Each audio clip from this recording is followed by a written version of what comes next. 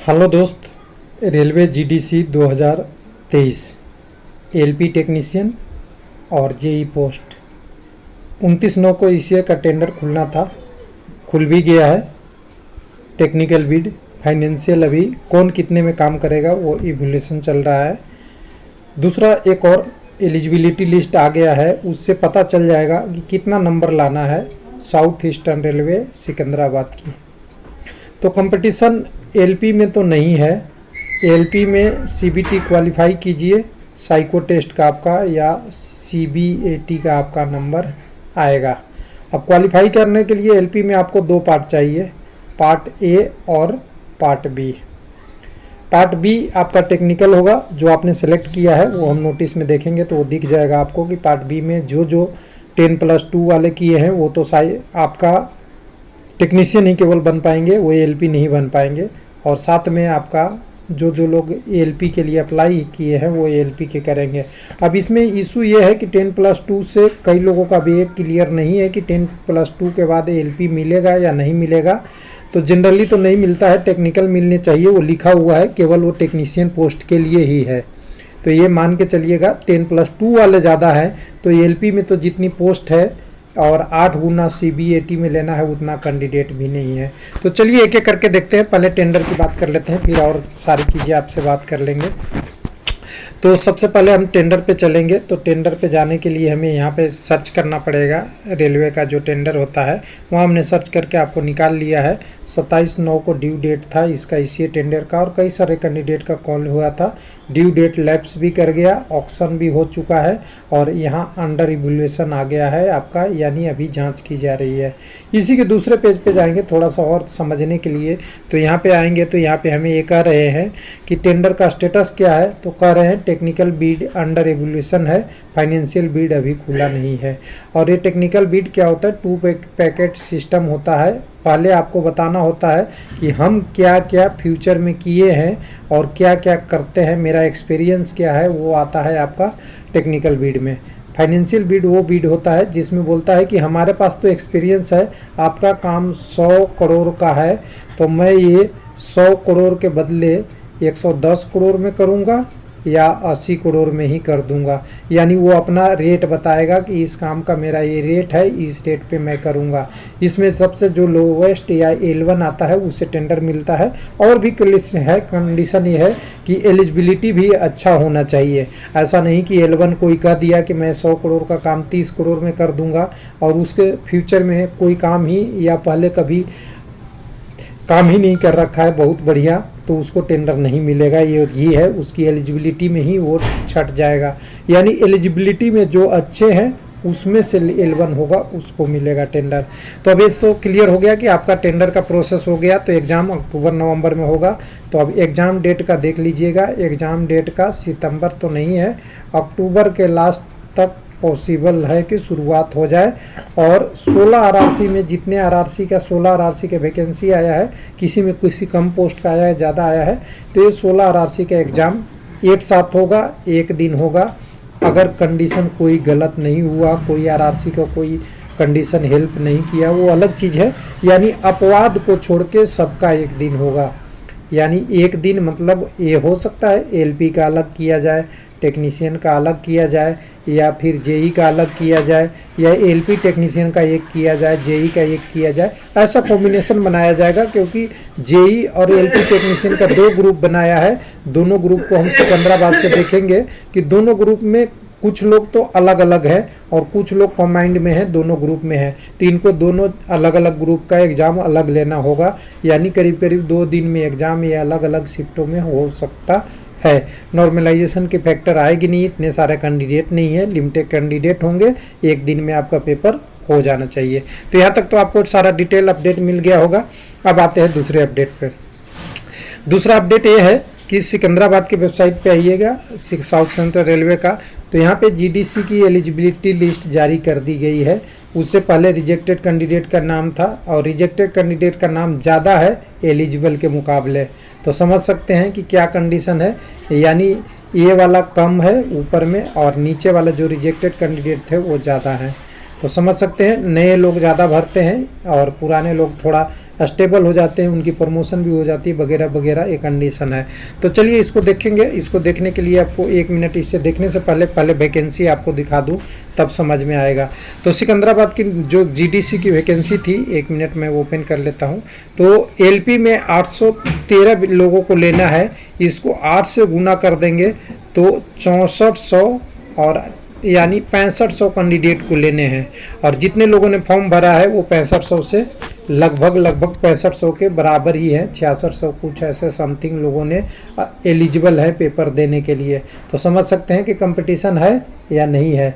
तो नहीं है, क्या करना है कैंडिडेट को एलपी बनने के लिए? यूआर में आपको 40 नंबर, यूआर और ईडब्ल्यूएस में 40 नंबर लाने हैं। ये अब ओबीसी एससी जो भी होगा, इनका क्राइटेरिया शायद 30% का 30 होगा, और एसटी कम्युनिटी में है तो 25%, और पीडब्ल्यूडी है तो उस सब कैटेगरी में अपने अपने कैटेगरी में 2% की छूट मिलेगी आपको। 40 के 38 वैसे नीचे आते जाएगा। साथ में आपको यहाँ ध्यान देना है, एलपी बनने के लिए पार्ट बी क्वालिफाई आपके होने चाहिए। और साथ में एक चीज़ और ध्यान दीजिएगा, 10+2 पीसीएम आप लेके पास करेंगे तो एलपी के लिए आप एलिजिबल नहीं रहेंगे। ये तीनों चीज़ें आप पूरा करते हैं तो आपका एलपी का दरवाजे खुला है। यानी हमने अभी एग्ज़ाम हुआ नहीं, ईसीए कौन होगा ये भी नहीं होगा, लेकिन मैं ये आपको एलपी बनने के लिए बता दे रहा हूँ कि जो लास्ट कैंडिडेट का नंबर रहेगा वही क्वालिफाई मैट साइको का होगा, क्योंकि कैंडिडेट बहुत कम है सिकंदराबाद की। ऐसे ही बहुत सारा आरसी में मिल जाएगा। अब दूसरा टेक्नीशियन की बात है तो देखिए टेक्नीशियन में बहुत पोस्ट कम रहती है, 140 पोस्ट है, और 140 में भी पीसीएम वाले कैंडिडेट बहुत होंगे। इसी में भी कोई रिप्रेजेंट, कोई वेल्डर, कोई आरएससी, कोई टेलीकॉम और सिग्नल है। तो पीसीएम वाले के 10 और 11 यानी टोटल पीसीएम में कैंडिडेट देखिएगा तो बहुत ज़्यादा होंगे। और ये 31 और 19 50 पोस्ट के लिए कंपटीशन ज़्यादा होगा। तो इनका कटअप ठीक ठाक अच्छा खासा एसएनटी वाला होगा। बाकी टेक्नीशियन का तो कटअप होगा ही, क्योंकि 1 2 3 4 पोस्ट है, सबसे कम एलपी का होगा। जेई देखिए, जेई अच्छी पोस्ट होती है, यहाँ पे 61 पोस्ट तो है, लेकिन 61 में अगर आप क्वालिफाई करने जाते हैं तो यहाँ पे कंपटीशन तगड़ा होगा। अब एलिजिबिलिटी पे आते हैं तो समझेंगे आप। तो यहाँ से हम एलिजिबिलिटी लिस्ट खोल लेते हैं, मेरे पास ऑलरेडी है, मैं इसे ओपन कर लेता हूँ। इसे ओपन करेंगे तो देखिए 300-400 पेज का पेज है। यहाँ पे देखिए लिख दिया है सबसे पहले 6667 कैंडिडेट एलिजिबल हैं। किसके लिए? जो एलिजिबल लिस्ट एनक्लोज है, जो पूरी आरआरसी में, और इससे ज़्यादा कहीं रिजेक्ट कर दिया था आरआरसी ने क्राइटेरिया के कारण। डेट है 29/9/2023 और ये नॉमिनेटेड कैंडिडेट का डिटेल है। एलपी वाले टेक्नीशियन वाला ग्रुप में 3196 कैंडिडेट है, 813 पोस्ट है, 8 गुना कैंडिडेट लेने हैं। सीबीएटी में तो 8 ही 6400 कैंडिडेट लेने हैं। यानी हमने जो क्वालिफाई मार्क्स बोला था आपके लिए वो सही बोला था, गलत बोला था? सही बोला, क्योंकि 6400 के अगेंस्ट 3196 ही कैंडिडेट हैं। यहाँ से 3196 हैं, लेकिन एलपी टेक्नीशियन और जूनियर इंजीनियर में भी ये 1400 मिला लेंगे तो मैक्सिमम ये 43-4400 कैंडिडेट पहुँचेंगे। तो आप आराम से क्वालिफाई कर जाएंगे तो आपका हो जाएगा। यानी पार्ट बी और पार्ट ए आपके लिए हलवा है, आपको केवल क्वालिफाई करना है जॉब के लिए। उसी तरह सीबीएटी भी क्वालिफाई कर गए तो आपको जॉब है। यानी कंपटीशन नहीं कहिए, कंपटीशन किससे है? सेल्फ से है।